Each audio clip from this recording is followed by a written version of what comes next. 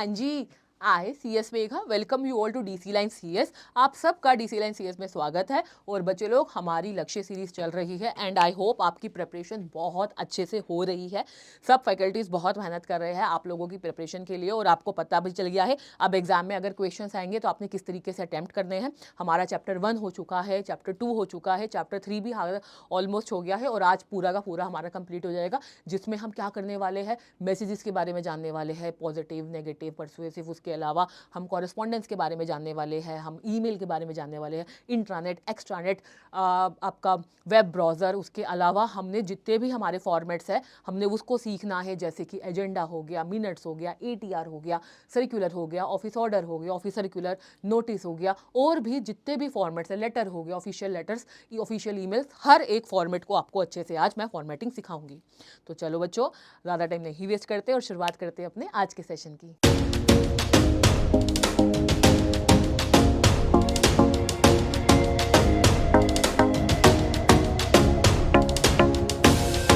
तो चलिए बच्चों, स्टार्ट करते हैं अपने क्वेश्चंस को। ये इंपॉर्टेंट क्वेश्चंस है, आपकी बुक में आपको कोई भी क्वेश्चन आ सकता है मैसेजेस से रिलेटेड। इसके अलावा आपको कोई भी क्वेश्चन आ सकता है, आपको एक सिचुएशनल क्वेश्चन दिया जा सकता है, केस बेस्ड क्वेश्चन दिया जा सकता है, जिसमें आपको लेटर का फॉर्मेट, ईमेल का, उसके अलावा आपको मिनट्स क्या है, ये सब आ रहा है।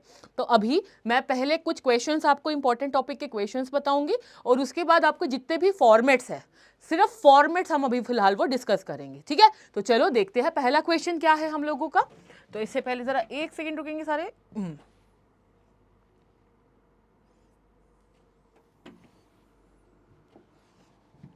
Now question number 1, define positive messages and explain their features with example. यहां पर कह रहे हैं आपको पॉजिटिव मैसेज बताना है और उनके फीचर्स बताने हैं। सबसे पहली बात, पॉजिटिव मैसेज, आपको तो ये पता था भाई मैसेज क्या होता है, भाई एक्सचेंज ऑफ इंफॉर्मेशन, राइट, कुछ भी आइडियाज। जब पॉजिटिव मैसेज यानी कि जो हम सुनना चाहते हैं, जो हम एक्सपेक्ट कर रहे हैं, वो होता है पॉजिटिव मैसेज। बहुत सिंपल है। तो जरा देखें, positive messages are messages in which The audience is expected to react in a neutral और पॉजिटिव मैनर, जिसमें हम ये एक्सपेक्ट करते हैं कि भाई जो ऑडियंस है, ये जो हमारे क्लाइंट्स है, ये जो हमारे एम्प्लॉयज है, वो क्या एक्सपेक्ट कर रहे हैं, पॉजिटिव मैनर में एक्सपेक्ट कर रहे हैं, न्यूट्रल रिएक्शन एक्सपेक्ट कर रहे हैं। These messages generally contain routine information और good news and help maintain healthy business relationships। ये जो हमारे मैसेजेस होते हैं, ये बहुत हेल्दी रिलेशनशिप्स को क्रिएट करते हैं, न्यूट्रल होते हैं और पॉजिटिव होते हैं। इसके फीचर्स देखें, ये क्या क्रिएट करते हैं, ये क्रिएट करते हैं पॉजिटिव फीलिंग्स, यानी कि रिसीवर को सेटिस्फेक्शन होती है कि भाई मेरे साथ जो है बिल्कुल सही से है। देन इनका रूटीन नेचर होता है, यूजुअली रूटीन इंफॉर्मेशन होती है, रेगुलर बेसिस पर होता है, इजीली अंडरस्टैंडेबल होती है, इसमें थोड़ी सी एक्सप्लेनेशन की रिक्वायरमेंट होती है, ज़्यादा की रिक्वायरमेंट नहीं होती। नेक्स्ट, मेंटेन्स गुडविल, ये गुडविल मेंटेन करता है। It helps in strengthening business relation, ये बिजनेस रिलेशंस को स्ट्रेथन करता है, यानी कि उनको और ज़्यादा स्ट्रॉन्ग करता है। ठीक है बच्चे लोग, इसके बाद आते हैं आपके एग्जाम्पल। तो देखिए, product shipped on time, credit approval, travel arrangement confirmation, congratulations message, क्या है ये सब पॉजिटिव मैसेज ही तो है, जिसमें जिनको हम भेज रहे हैं, जिसमें ये जो रीडर है वो क्या हो जाएगा, वो सेटिस्फाइड होगा। वो क्या एक्सपेक्ट कर रहा है, समथिंग गुड, वो एक्सपेक्ट कर रहा है समथिंग गुड। तो यहां पर समथिंग गुड ही तो है, कुछ अच्छा ही तो है, कुछ खूबसूरत ही तो है। दिस इज व्हाट, यही है हमारा पॉजिटिव मैसेज। ठीक है बच्चे, अगर आपको पेपर में आ जाए what do you mean by negative message, तो देखो भाई दूसरा question negative message. Positive message जो हम एक्सपेक्ट कर रहे हैं, नेगेटिव मैसेज जो हम एक्सपेक्ट नहीं कर रहे। फॉर एग्जाम्पल, आपका जब रिजल्ट आएगा या आता है तो हम कभी भी ये एक्सपेक्ट नहीं करते ना कि भाई नॉट क्लियर्ड आए। ऑब्वियसली हम सबको होता है कि भाई अच्छा आए, पास आए और अच्छा आए। तो देखिए, डिफाइन नेगेटिव मैसेज, यहां पर हमें कह रहे हैं नेगेटिव मैसेज को डिफाइन करिए। तो देखिए, और साथ साथ एक्सप्लेन करने उसके कैरेक्टरिस्टिक्स। तो इस तरीके से पहले आप डिफाइन करेंगे और उसके बाद explanation. Negative messages are messages where the audience is expected to react negatively, जिसमें ऑडियंस नेगेटिवली एक्सपेक्ट करती है because they contain bad news. यहाँ पर बैड न्यूज होती है और बेसिकली इसको एक्सपेक्ट नहीं किया जाता। तो देखिए, such messages are written carefully to maintain business relationships. For example, contains unpleasant और बैड न्यूज, मतलब जो सामने वाले को सही ना लगे, कंफर्टेबल ना लगे और बैड न्यूज इसमें होती है। इट रिक्वायर्स केयरफुल वर्डिंग, जिसमें वर्डिंग्स बहुत ज़्यादा सोच समझ के करने पड़ते हैं, किसी के सेंटीमेंट्स, कहीं किसी को ऑफेंड ना हो जाए, ये सब हमें ध्यान रखना पड़ता है। Uses polite and courteous language, हमें लैंग्वेज बहुत पोलाइट और कर्टियस यानी कि सामने वाले को फर्स्ट प्रेफरेंस देते हुए करनी होती है। And attempt to maintain business relations को मेंटेन करना होता है। एग्जाम्पल देखें, रिफ्यूजल ऑफ रिफंड, रिफंड को रिफ्यूज कर देना, कैंसिलेशन ऑफ एन इवेंट को कैंसिल कर देना, रिक्वेस्ट को रिजेक्ट कर देना, ये सारी की सारी हमारी किस में आते हैं? ये सारे के सारे हमारे नेगेटिव मैसेज में आते हैं। अब बढ़ते हैं हम आगे। Then we have what do you mean by persuasive message. Persuasive message किसको बोलते हैं और इसको एक्सप्लेन करना है एग्जाम्पल से। तो जरा देखें, बेसिकली देखो, हर मैसेज की ना अपना एक इंटेंट होता है। इंटेंट यानी कि वो क्या कन्वे करना चाहता है। पॉजिटिव यानी कि गुड न्यूज, नेगेटिव यानी कि बैड न्यूज। यहाँ पर बात आती है परसुएसिव। परसुएसिव यानी कि ऑन गोइंग, जो चलता रहे। वो तभी होता है जब रिसीवर से हम जो एक्सपेक्ट कर रहे हैं वो वैसा डिजायर्ड रिजल्ट उसको मिल रहा है, वो दे रहा है। तो देखें, persuasive messages are messages intended to convince or encourage the receiver to perform the desired action। यानी कि जैसे मैंने बताया, यहां पर हम रिसीवर से ये एक्सपेक्ट करते हैं कि जो भी डिजायर्ड हमारा एक्शन है वो उनको हमें मिल रहा है। इंपॉर्टेंस क्या है? रीडर्स को मोटिवेट करता है। रीडर्स यानी कि जिनको हम भेज रहे हैं, it could be vendor, it could be client, it could be employees, anyone. Influence करता है डिसीजन को, कॉपरेशन को क्रिएट करता है और बिजनेस गोल्स को अचीव करने में हेल्प करता है। इसके एग्जाम्पल्स देखते हैं। Request for recommendation letter, recommendation letter का request. Asking for a favour, favour के लिए आस्क करना, पूछना। Invitation to participate in an event, यानी कि इनवाइट करना किसी को, भाई इन्विटेशन देना। तो ये हमारा क्या है? ये हमारा परसुएसिव मैसेज होता है।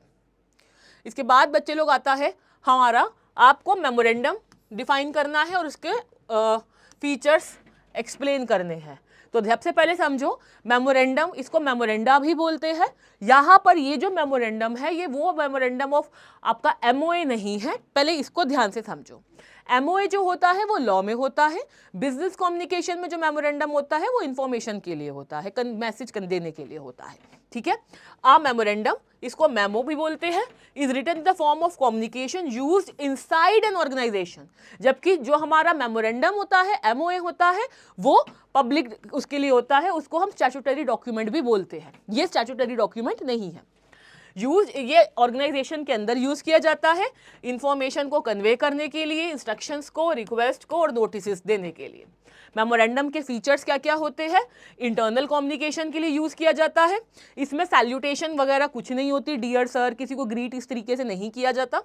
Does not contain complimentary close, इसमें योर्स फेथफुली, योर्स सिंसियरली भी यूज नहीं किया जाता। इसके अलावा सब्जेक्ट बहुत क्लियरली मेंशन्ड होता है कि भाई पर्पस क्या है, और लैंग्वेज बहुत ब्रीफ होनी चाहिए और क्लियर होनी चाहिए। मतलब डिटेल्ड नहीं होता, जितना बहुत लिमिटेड होता है और क्विक डिस्प्ले के लिए होता है, मतलब सर्कुलेशन के लिए होता है। उसके बाद बच्चे लोग हमारा है what is an office circular, explain it's purpose. Office circular किसको बोलते हैं और इसका पर्पस हमें बताना है। तो देखिए, an office circular is a written communication used for distributing information to a large number of employees with an organisation. यानी कि ऑफिस सर्कुलर एक रिटन कम्युनिकेशन होता है जो किस लिए होता है? इंफॉर्मेशन को डिस्ट्रीब्यूट करने के लिए होता है। लार्ज नंबर ऑफ एम्प्लॉइज जहाँ पर होते हैं, वहाँ पर जब हमें इंफॉर्मेशन देनी है, एक एक के पास तो नहीं जाएगा। तो जब बहुत सारे एम्प्लॉइज है, अब उनको क्या देनी है? इन सब को देनी है इंफॉर्मेशन। तो अब जो इंफॉर्मेशन जाएगी तो एक सिंगल क्या बना दिया जाएगा? एक ऑफिस सर्कुलर बना देगी, सर्कुलेट किया जाएगा कि सब एम्प्लॉइज तक वो इंफॉर्मेशन पहुंच जाए। पर्पस क्या है इसका, तो देखिए ये न्यू पॉलिसीज को अनाउंस करते हैं, ये कम्युनिकेट करते हैं इंपॉर्टेंट इंफॉर्मेशन को, ये इशू करते हैं इंस्ट्रक्शंस को, और इसके साथ साथ अवेयरनेस अमंग एम्प्लॉयज, ये अवेयरनेस क्रिएट करते हैं एम्प्लॉयज के बीच में। Then what we have next question. फिर बच्चे लोग हमारा क्वेश्चन है ऑफिस ऑर्डर। अब यहां पर जरा समझते हैं, सर्कुलर यानी कि सारे एम्प्लॉयज को सर्कुलेट किया गया है, ये ऐसे ऐसे है। ऑर्डर का नाम से ही पता चल रहा है जिसमें आ रही है अथॉरिटी, यानी कि वो everybody has to abide by it. तो देखे office orders are official instructions. क्या है ये, ऑफिशियल इंस्ट्रक्शंस होती है। ये वर्ड हाईलाइट कर रही हूं, इसको जरूर लिखना एग्जाम में। Issued by an organisation regarding administrative matters affecting employees, यानी कि एडमिनिस्ट्रेटिव मैटर होता है जो कि किसके लिए होता है, एम्प्लॉयज के लिए होता है, यानी कि सुपीरियर टू सबऑर्डिनेट। पर्पस क्या है ऑफिस ऑर्डर का, transfer of employees, promotion of employees, appointment of employee, और कोई भी एडमिनिस्ट्रेटिव डिसीजन आता है, जैसे टाइमिंग चेंज हो गया या कुछ, वो हमारा ऑफिस ऑर्डर में आ जाता है। इसके बाद बच्चे लोग आप लोगों का आता है डिफाइन MIS। MIS बहुत इंपॉर्टेंट है। MIS को जरा समझते हैं। MIS क्या होता है MIS? M stands for management, I stands for information, S stand for system. और आज की डेट में ये E मोड पे होता है, ये डेटा मोड पे होता है। ये टर्म्स याद रखना, आपके पेपर में अगर आपको MIS से क्वेश्चन जो कि कंफर्म्ड आया तो ये टर्म्स जरूर लिखना आंसर में, ये कीवर्ड्स है, ठीक है, और अंडरलाइन भी करना।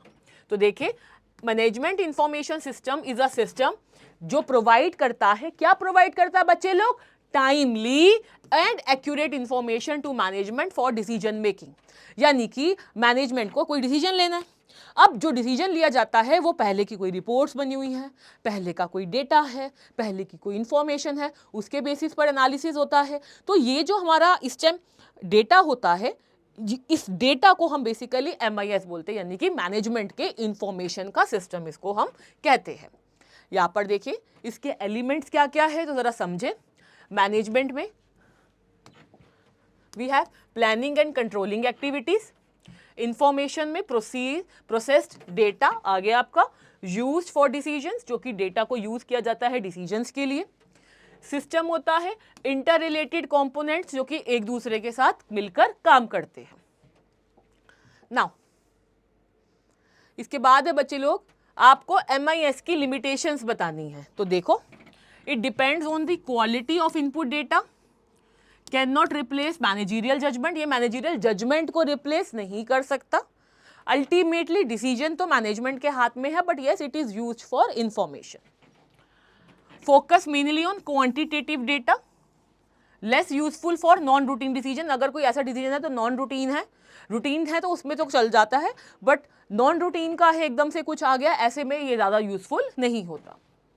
Frequent changes in management reduce effectiveness, क्योंकि मैनेजमेंट में फ्रीक्वेंट चेंजेस आते रहते हैं, हर किसी का अपना इंफॉर्मेशन का, इनपुट का, डेटा को करने का मेथड और वे अलग होता है। अगर मैनेजमेंट रेगुलरली फ्रीक्वेंटली चेंज होता रहता है तो वहां पर ये लेस इफेक्टिव होता है। नेक्स्ट है what we have, what is e correspondence. Again one of the most hot topic, important topic for your examination. E correspondence हम किसको कहते हैं, तो जरा देखें। ई का मतलब होता है इलेक्ट्रॉनिक, तो देखें e correspondence means communication carried out through electronic means, यानी कि आज की डेट में जो जितनी भी बिजनेस कम्युनिकेशन इलेक्ट्रॉनिक मोड पर होती है उसको हम क्या कहते हैं, we call it e correspondence. इसको अच्छे से याद कर लो सारे के सारे बच्चे। तो देखे जरा, e correspondence means communication carried out through electronic means using the, किसको यूज करते हो, ऑब्वियसली इलेक्ट्रॉनिक मीन्स के थ्रू हम कम्युनिकेट कर रहे हैं, तो हम किसको यूज कर रहे हैं, we are using internet. It is also called electronic correspondence, इसको इलेक्ट्रॉनिक कॉरेस्पॉन्डेंस भी बोलते हैं और ईमेल कॉरेस्पॉन्डेंस भी बोलते हैं। थ्रू ई कॉरेस्पॉन्डेंस इंफॉर्मेशन साथ साथ जो मैसेजेस है वो एक्सचेंज हो जाते हैं क्विकली और effectively. Is the point clear? This is again I am repeating most important. According to me आपके एग्जाम में इसमें से एक क्वेश्चन जरूर आएगा और ज्यादा मार्क्स की वेटेज वाला आएगा। देयर माइट बी पॉसिबिलिटी यही ना आ जाए या इससे रिलेटेड कंफर्म्ड आएगा, अच्छे से कर लेना। फीचर्स क्या है ई कॉरेस्पॉन्डेंस के? फास्ट मोड है कम्युनिकेशन का, कॉस्ट इफेक्टिव है और पेपरलेस है। इसके बाद है आप लोगों का allows sending attachment such as documents and images, can be use globally at any time. इसको हम ग्लोबली किसी भी टाइम यूज कर सकते हैं। आगे बढ़ते हैं बच्चे लोग। अब आपका आता है डिफरेंस बताना है हमें इंटरनेट और वर्ल्ड वाइड वेब, जिसको हम शॉर्ट में WWW बोलते हैं। क्या है ये और क्या है ये? आपके एग्जाम में what do you mean bye internet भी आ सकता है, what do you mean bye intranet भी आ सकता है। इंटरनेट और इंट्रानेट में डिफरेंस, इंट्रानेट और वेब में डिफरेंस, और वर्ल्ड WWW इनमें डिफरेंस, किसी में भी आ सकता है। आपको उसको अटेम्प्ट करना है। आप इस तरीके से भी और बेसिस ऑफ डिफरेंस लिख के यहाँ पर वो ऐड करके भी लिख सकते हैं। इंटरनेट क्या होता है? ये नेटवर्क्स का नेटवर्क होता है। और ये वेब क्या होता है? वेब होता है कलेक्शन ऑफ वेब पेजेस जो हम ओपन करते हैं। यहाँ पर एक प्रोटोकॉल होता है, ये प्रोटोकॉल्स को यूज करते हैं। आप कितनी बार देखेंगे, आप किसी वेबसाइट पर जा रहे हैं या कुछ है तो वहाँ पर आ जाता है you are not allowed something करके, तो वो प्रोटोकॉल्स के अंदर। इधर हम HTTP यूज करते हैं, ठीक है, ये भी प्रोटोकॉल। प्रोटोकॉल्स क्या होते हैं बेटा? रूल्स। देन वी हैव, ये प्रोवाइड करते हैं मैनी सर्विसेज जैसे कि ईमेल, ये प्रोवाइड करते हैं इंफॉर्मेशन वेबसाइट्स के through. Internet is broader in comparison, web is a part of internet. ठीक है, अच्छे से इसको कर लेना। इसके बाद बच्चे हमारा आता है what is web browser, explain its function. Web browser एक सॉफ्टवेयर ऐप है, एप्लीकेशन है, use to access information on the world wide web. यानी कि जब हमें वर्ल्ड वाइड वेब WWW पे इंफॉर्मेशन चाहिए होती है तो हम वेब ब्राउजर को यूज करते हैं। जैसे कि आपका गूगल क्रोम हो गया, वो दूसरे हो गए, इस तरीके से। Back and forward buttons help करते हैं नेविगेट करने में। एड्रेस बार अलाउ करता है entering website address. Refresh button होता है रिलोड। सर्च बटन होता है सर्च इंफॉर्मेशन के लिए। टैब्स अलाउ करती है, मल्टीपल पेज होते हैं वन ब्राउजर में ये करती है। ये इसके आगे आपके फंक्शंस। फिर आता है बच्चे लोग आप लोगों का फीचर्स क्या है ईमेल के। Email stands for electronic mail. और बच्चे लोग ध्यान रखना, कृपया करके मेल के स्पेलिंग सही लिखना, ठीक है। MAIL, MALE नहीं होता बेटा, वो that is for masculine gender. MALE here MAIL होता है, ठीक है। How can the masculine gender would be electronic, ठीक है, तो ये ध्यान रखना। तो देखो फीचर्स क्या है ईमेल के, सब बच्चे बताओ। इलेक्ट्रॉनिक है, क्विक है, फास्ट है, मासिस तक एक ही बारी में चला जाता है, फटाफट रिप्लाई आ जाते हैं। तो देखिए इलेक्ट्रॉनिक कम्युनिकेशन है, कॉस्ट इफेक्टिव है भाई, एक ही बारी एक ही मेल हजारों लोगों तक पहुंच जाती है। अटैचमेंट्स भी उसमें हम लगा सकते हैं। स्पैम फिल्टर ऑप्शन हो जाता है, जो नॉट रिक्वायर्ड होते हैं वो हमारे को हमारे मेन कंटेंट में मेन इनबॉक्स में दिखते ही नहीं है, वो डायरेक्टली फिल्टर होकर कहाँ चले जाते हैं? स्पैम में चले जाते हैं। सिग्नेचर फैसिलिटी भी होती है, देन सर्च फैसिलिटी भी होती है, क्लाउड स्टोरेज सपोर्ट होता है, चैट होती है, ट्रैश होता है। इसके अलावा बहुत सारी चीज़ें हैं। आपको फीचर्स में से कोई भी इनको लिख के एक एक दो दो लाइन इसको आप इलाबोरेट कर देंगे, you will get good marks. Now moving ahead, explain folders in email account. Email account में हमारे कौन कौन से फोल्डर्स है? हमारे पास इनबॉक्स है, सेंट मेल है, ड्राफ्ट्स है, स्पैम है और ट्रैश है। आपके पेपर में जो पूछे जा सकता है वो पूछा जाएगा इन दोनों के बारे में, क्योंकि बच्चा इसमें कंफ्यूज रहता है। और ये ट्रैश में और बिन में ध्यान से समझिए। एक आता है डिलीट, हमारी जब भी मेल होती है वो डिलीट में चली जाती है, ट्रैश में जाती है, ठीक है। फिर हमें ट्रैश से भी डिलीट करनी होती है। तो देखो इनबॉक्स क्या होता है? स्टोर करता है, रिसीव्ड करता है मैसेजेस को। सेंट क्या होता है? जो भी मैसेज जा चुके हैं वहां पर वो सेंट मैसेज में स्टोर होते हैं। ड्राफ्ट में जो मेल हमने अभी तक नहीं भेजे वो अनसेंट वाले जाते हैं। स्पैम में जो भी अनवांटेड मेल है वो रिफाइन होकर आपके उधर आते हैं। मतलब डिफाइन होके यानी कि ऑटोमेटिकली जो हमारे ऑलरेडी सेव्ड नहीं है और जो हमसे फर्स्ट टाइम कम्युनिकेट कर रहे हैं और जो स्पैम इसमें आते हैं तो वो ऑटोमेटिक फिल्टर करके उसको स्पैम में डाल दिया जाता है। ट्रैश क्या होता है? ट्रैश करता है डिलीटेड मेल्स को स्टोर करता है। अगर आपकी ईमेल फुल हो चुकी है और आपने डिलीट कर दिया है तो बच्चे लोग वो आपकी मेल से डिलीट नहीं हुआ, वो ट्रैश में चला गया है, आपको ट्रैश से भी डिलीट करना होगा। तो डिलीटेड मेल कहाँ चली जाती है? हमारी ट्रैश में जाती है। तो ये ध्यान रखना है आपका, ये इंपॉर्टेंट है। स्पैम और ट्रैश ये दोनों के दोनों आप लोगों के इंपॉर्टेंट है। मूविंग अहेड, एक्सप्लेन, एडवांटेजेस बताने हैं ईमेल के, fast, low cost, easy to manage, transmission को सिक्योरिटी मिलती है और इजीली फिल्टरिंग हो जाती है मैसेजेस की थ्रू स्पैम। ये हो जाती है हम लोगों की, किसके थ्रू होती है बच्चे लोग? ये हमारी स्पैम के थ्रू होती है।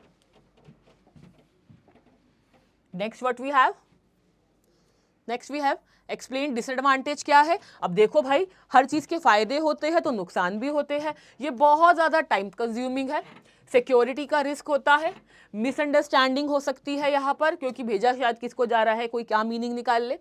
पर्सनल टच थोड़ा कम होता है, प्रोफेशनल ज़्यादा होता है, और इंटरनेट कनेक्शन हमने तो भेज दिया, सामने वाले का इंटरनेट वर्किंग है नहीं है, तो यहाँ पर ये इसकी क्या आ जाती है, ये इसकी हो जाती है बच्चे लोग डिसएडवांटेज।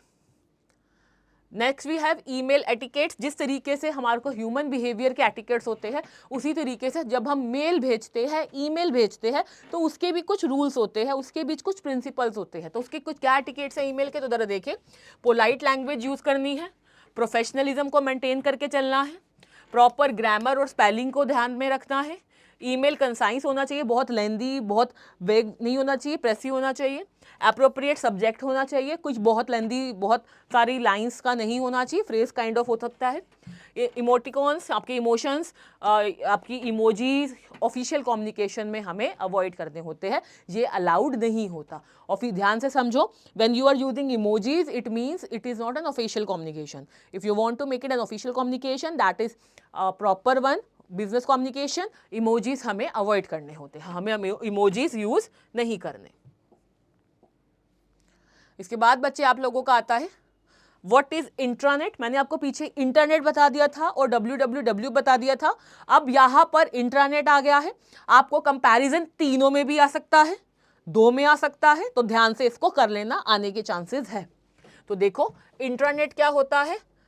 अब जैसे मैं बात करूं, आपके घर में वाईफाई लगा और घर जिनके पास घर में पासवर्ड है, चाहे वो आपके टेलीविजन में आ रहा है, चाहे वो आपके फ़ोन में आ रहा है, चाहे वो आपके लैपटॉप में या पीसी में आ रहा है, तो वो है आपका इंट्रानेट। तो देखिए, intranet is a private network use with in an organisation to share information among employees.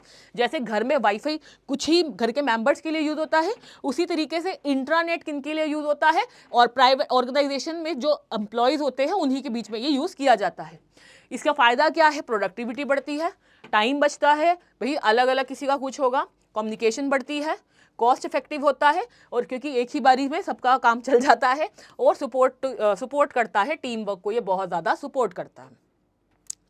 इसके बाद आ रहा है बच्चे आप लोगों का, जैसे मैंने पीछे बताया भी था, डिफरेंस बताना है इंटरनेट और इंटरनेट। जैसे इंटरनेट है वो पब्लिक के लिए है, दुनिया जहान के लिए, इंटरनेट प्राइवेट है। तो देखें, ये पब्लिक नेटवर्क हो गया और इंटरनेट हमारा प्राइवेट नेटवर्क हो गया।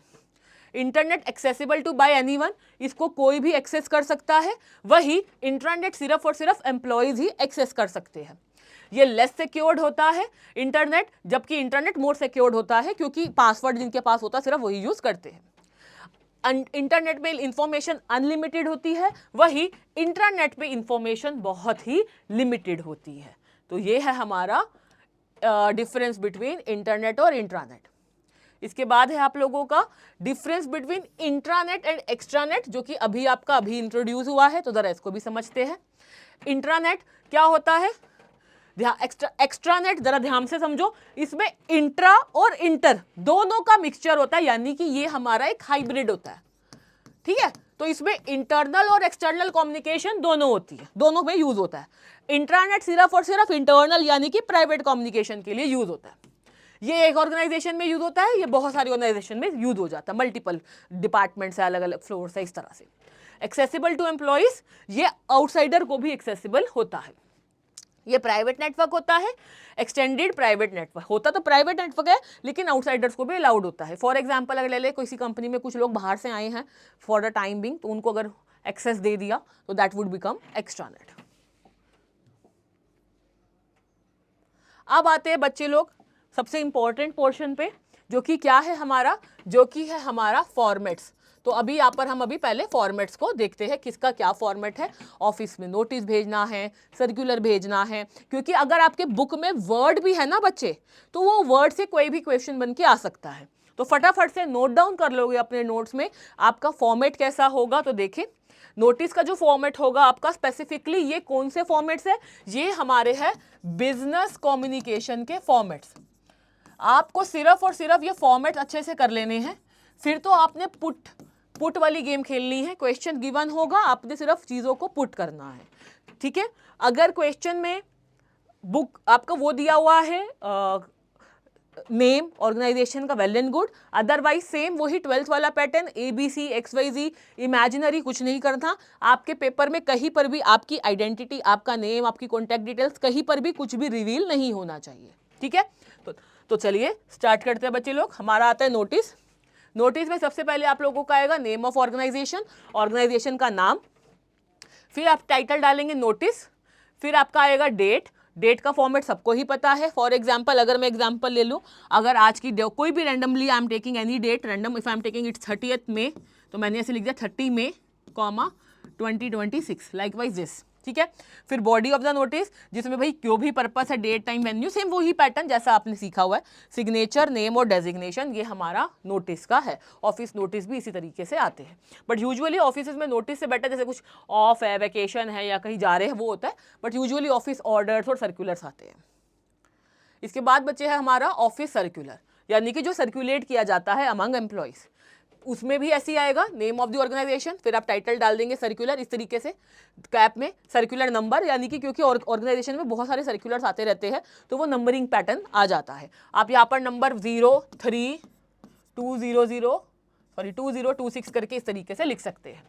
फिर डेट आ जाएगी, सर्कुलर किसको जा रहा है, टू एम्प्लॉयज़ का सारा, subject, body of circular, signature, name, designation, ये हमारा क्या हो जाता है, ये हमारा ऑफिस सर्कुलर बन जाता है।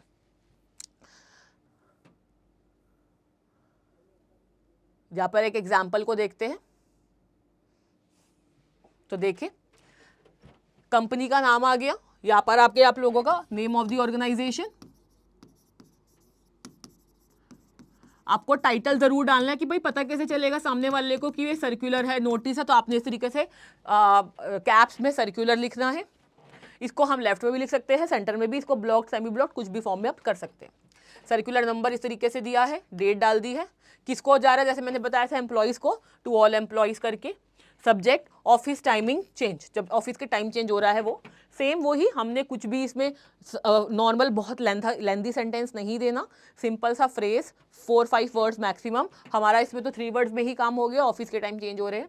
तो यहाँ पर देखेंगे, this is to inform all employees that office timings will be 9 AM to 5:30 PM from July इतना। तो ये हमने क्या दे दिया, ये सर्कुलर इशू कर दिया। इसके बाद लास्ट में आपका आ जाएगा टाइटल, सिग्नेचर के नाम पे HR मैनेजर, सिग्नेचर आप कुछ भी ABC करके दे देंगे। That's we have office memorandum, इसको मेमो भी बोलते हैं, ये भी इंफॉर्मेशन देता है और ये ब्रीफ होता है, ये बहुत लेंदी नहीं होता। इसमें क्या आएगा, name of the organisation, same वही, टाइटल ऑफिस मेमोरेंडम, नोटिस में भी नोटिस था, ऑफिस सर्कुलर में टाइटल आपका टाइटल था ऑफिस सर्कुलर, और यहाँ पर आपका टाइटल क्या हो जाएगा, यहाँ पर आपका टाइटल हो जाएगा ऑफिस मेमोरेंडम।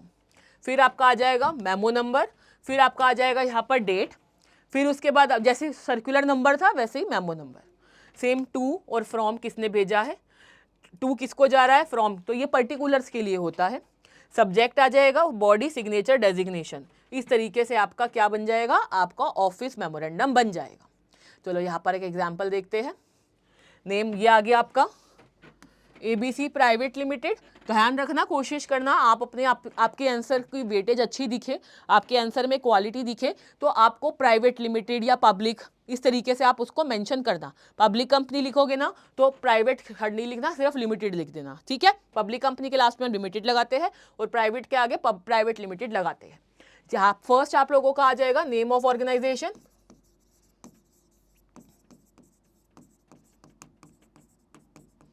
फिर office memorandum, memorandum number, date, all staff, यहां पर कोमा लगाएंगे, सब्जेक्ट सबमिशन ऑफ रिपोर्ट, भाई सबको रिपोर्ट मांगी जा रही है तो देखे ऑल स्टाफ मेंबर्स आर, अब यहां पर आर क्यों आया, क्योंकि ये क्या है हमारा ऑल स्टाफ है, यहां पर क्योंकि ऑल स्टाफ मेंबर्स की बात हो रही है। अगर मेरा क्या बोलते हैं सब्जेक्ट सिंगुलर होगा तो वर्ब भी सिंगुलर होगा, क्योंकि यहाँ पर मेरा सब्जेक्ट प्लूरल है तो यहाँ पर मेरा वर्ब भी क्या हो गया प्लूरल, तो आ गया all staff members are instructed to submit monthly reports by 25 June 2025।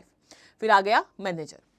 इसके बाद आता है बच्चे लोग आपका ईमेल फॉर्मेट। मेरे अकॉर्डिंगली आपको मेमोरेंडम में से या सर्कुलर में से या ऑर्डर में से कहीं से भी कुछ भी आपको आ सकता है। फॉर्मेट बहुत बेसिक है, डिटेल में बहुत सारा नहीं लिखना होता आपको। ये 3 मार्क्स 4 मार्क्स 5 मार्क्स का आ जाएगा और बेयरली इट विल टेक 2 और 3 मिनट्स ऑफ योर्स उसको आपको लिखने में, आपको इसमें ज़्यादा टाइम करने में नहीं लगेगा।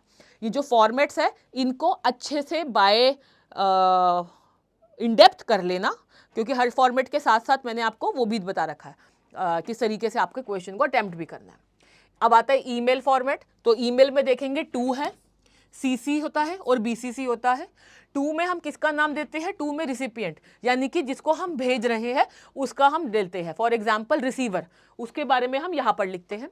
सीसी में जिनको लिखते हैं वो लोग होते हैं भाई हम उनको एक्नॉलेज कर रहे हैं। सीसी में जिनका नाम आता है उनको सिर्फ इंफॉर्मेशन पर्पस के लिए रखा जाता है, उनसे हम कोई भी फीडबैक एक्सपेक्ट नहीं करते। वही 2 में जिसका नेम आता है उनसे हम फीडबैक एक्सपेक्ट करते हैं, उनसे हमें रिप्लाई चाहिए। और सीसी बीसीसी मतलब ब्लाइंड या ब्लैंक कार्बन कॉपी, यानी कि यहाँ पर बीसीसी वाले को भी एक्नॉलेज में रखा जाता है, लेकिन लोगों को यानी कि 2 और सीसी वाले को पता नहीं चलता कि ये मेल बीसीसी में भी गई है। वही बीसीसी वाले को सब दिखता है, सब पता होता है कि 2 और सीसी में कौन है। फिर आता है आप लोगों का सब्जेक्ट, फिर आता है सैल्यूटेशन, डियर सर या मैम। आपका बॉडी आएगी ईमेल की, thank you, regards, name, designation, contact number. इस तरीके से आपका किसका फॉर्मेट होता है, ये ईमेल का फॉर्मेट होता है। चलिए एक एग्जाम्पल से समझते हैं। हमारे पास आया है 2 में हम किसको भेज रहे हैं, manager@gmail.com। सीसी बीसीसी इन्होंने यूज नहीं किया, करना भी होगा तो आप HR डायरेक्टर कुछ भी लिख सकते हो। सब्जेक्ट लीव एप्लीकेशन, क्योंकि लीव एप्लीकेशन, लीव हमेशा मैनेजर से ली जाती है तो leave application. Dear sir, I request leave for 2 days due to personal reasons. मैं पर्सनल रीजन की वजह से 2 दिन की छुट्टी चाहता हूँ, थैंक यू, रिगार्ड्स मेघा। इस तरीके से हमने क्या दे दिया, अपना फॉर्मेट को फॉलो कर दिया। यहाँ पर आपकी जो भी डेजिग्नेशन है वो भी ऐड ऑन कर सकते हो अपना, लेकिन आप नाम मत लिखना, मेगा भी मत लिखाना। अब आता है एजेंडा। एजेंडा क्या होता है, इसको हम कब यूज करते हैं, जरा इसको समझते हैं। कंपनी में होती है बच्चे लोग मीटिंग, ठीक है। मीटिंग्स 2 तरीके की होती है, एक होती है बोर्ड मीटिंग और एक होती है जनरल मीटिंग। चलो ये भी बता देती हूँ तो मैं, मतलब दूसरी मीटिंग्स भी होती रहती है बट जो हमारी लॉ वाली होती है, एक होती है हम लोगों की बोर्ड मीटिंग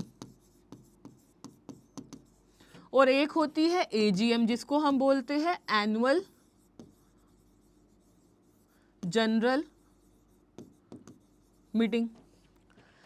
दोनों ही मीटिंग में जब भी मीटिंग होने वाली होती है तो उससे पहले नोटिस जाता है और साथ में एजेंडा जाता है। एजेंडा क्या होता है, मीटिंग में क्या क्या पॉइंट्स डिस्कस होने हैं। दोबारा से सुनो, मीटिंग में क्या क्या पॉइंट्स डिस्कस होने हैं, किस किस रेजोल्यूशंस को पास होना है, क्या होना है, कोई डिसीजन होना है, क्या भी बेसिकली जो लिस्ट ऑफ आइटम्स जो भी मीटिंग में डिस्कस होने हैं उसको हम क्या बोलते हैं, एजेंडा बोलते हैं। एजेंडा ऑफ द मीटिंग, तो मीटिंग शुरू भी होती है ना तो वो इनफैक्ट रीड आउट किया जाता है, agenda of the meeting, agenda 1, agenda 2, तो यहाँ पर एजेंडा होता है। अब यहाँ पर आप लोगों ने जैसे इसका फॉर्मेट कैसे करेंगे, टाइटल में ऐसे डेट, टाइम, वेन्यू, यानी कि जो मीटिंग कहाँ कब कैसे है वो, प्रीवियस कंफर्मेशन की मीटिंग, मैटर्स कौन कौन से अराइज हुए हैं, डिस्कशन आइटम्स और एनी अदर आइटम। तो ये क्या होते हैं, ये हमारे होते हैं एजेंडा। ये आपका एजेंडा का एक फॉर्मेट होता है। इसके बाद बच्चे दूसरा आता है मिनट्स ऑफ द मीटिंग। तो ये जो मिनट्स ऑफ द मीटिंग है तो इसको क्या बोलते हैं, मीटिंग में जो जो हुआ, जो भी हुआ उसको हम नोट डाउन करते हैं टाइटल से, जिसका नाम होता है मिनट्स ऑफ द मीटिंग। अब जरा इसको ध्यान से समझो। अब एक मीटिंग के बच्चे लोग 3 पार्ट्स होते हैं। एक मीटिंग के हमारे 3 पार्ट्स होते हैं, ठीक है। पहला पार्ट होता है बिफोर मीटिंग, मीटिंग से पहले। दूसरा पार्ट होता है हमारा ड्यूरिंग मीटिंग, और तीसरा पार्ट होता है हमारा आफ्टर मीटिंग। मीटिंग में क्या क्या डिस्कस होगा, मीटिंग में क्या क्या डिस्कस होगा, क्या क्या लिस्ट ऑफ आइटम्स है, वो कहां आएगी, वो हमारी आ जाएगी, वो हो जाए हमारा एजेंडा। वही मीटिंग में क्या क्या डिस्कस हुआ, मीटिंग में कौन कौन आया, कौन एब्सेंट था, मीटिंग के दौरान क्या डिसीजंस लिए गए, क्या होगा फ्यूचर में, वो सारा क्या होता है, ड्यूरिंग मीटिंग होता है। तो इसके लिए क्या बनता है, इसके लिए बनता है मिनट्स ऑफ मीटिंग। वही मीटिंग में जो डिस्कस हुआ, जो डिसीजन लिए गए, जो एक्शन प्लान लिया गया, क्या वो वैसा हुआ, तो उस पर एक बनती है रिपोर्ट, जिसको हम बोलते हैं ATR, यानी कि एक्शन टेकन रिपोर्ट, और शॉर्ट में भी call it ATR। Is the point clear to everyone? तो इसको जरा आप अपने ध्यान में रखना है। तो देखिए जरा मिनट्स ऑफ द मीटिंग में, भाई मिनट्स में क्या क्या हुआ है, एक एक मिनट की खबर, तो जरा क्या क्या होगी, तो देखो पहले वही डेट टाइम वेन्यू, मीटिंग कहाँ का हुई, मेंबर्स प्रेजेंट बोला था ना, कौन कौन प्रेजेंट है, उन सबके नाम आ जाएंगे। डिस्कशन क्या क्या हुई, डिस्कशन वही होगी जो भाई एजेंडा के पॉइंट्स होंगे। डिसीजन टेकन, कौन कौन से डिसीजन लिए, और फिर इस तरीके से आपका सिग्नेचर आपका यहां पर आ जाएगा। इसके बाद बच्चे आता है जो आपको ATR सिखाया, that is action taken report. क्या होता है एक्शन टेकन रिपोर्ट, जरा समझे। इसमें अभी आपका आ गया डेट, इसमें आपको डेट डालनी है। इसके अलावा आपके क्या क्या एक्शन थे, हमने डिस्कस किया था, सीरियल नंबर डाला, उसके बाद क्या क्या डिसीजन लिया गया, मतलब क्या डिसीजन लिया गया था मीटिंग में, ये हमने जो ड्यूरिंग मीटिंग करा था, ठीक है, हमने मिनट्स में जो लिखा था। एक्शन टेकन यानी कि क्या एक्शन लिया गया, ये यूजुअली 14 डेज 15 डेज मीटिंग में डिसाइड कर लिया जाता है कि इतने दिनों बाद इसके ऊपर देखा जाएगा। और स्टेटस क्या है, क्या एक्शन लिया गया, क्या whether done, not done, undone, इस तरीके से आपका स्टेटस आता है। ये हमारा क्या फॉर्मेट है, ये हमारा फॉर्मेट है किसका, एक्शन टेकन रिपोर्ट का। और अगर पेपर में आया मिनट्स बनाने हैं तो आपको पूरा भी आ सकता है, एजेंडा, मिनट्स और ATR आपको बनाना आ सकता है।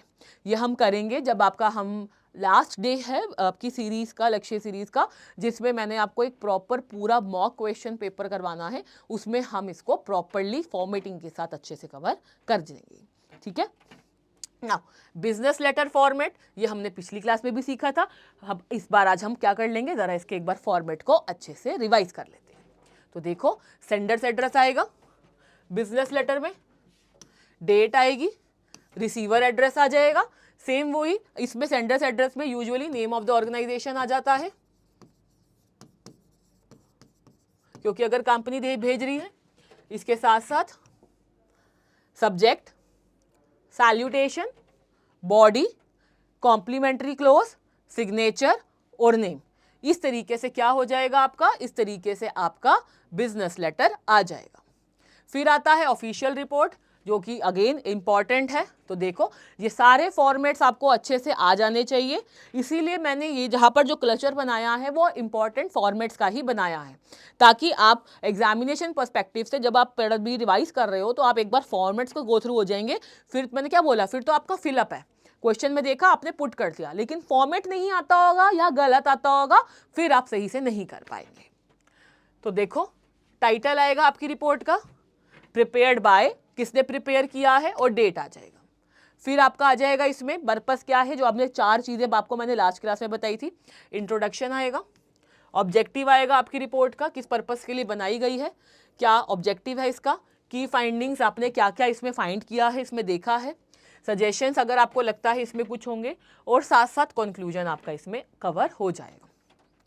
और इसी के साथ आपके सारे के सारे फॉर्मेट्स कंप्लीट होते हैं, किसके, आपके सारे फॉर्मेट्स कंप्लीट होते हैं आपके बिजनेस कॉरेस्पॉन्डेंस के, और जितने भी इंपॉर्टेंट टॉपिक्स हैं उसके questions along with answers, even drafting of formats हमने एक एक चीज़ बहुत डिटेल में along with questions we have done, examples we have done.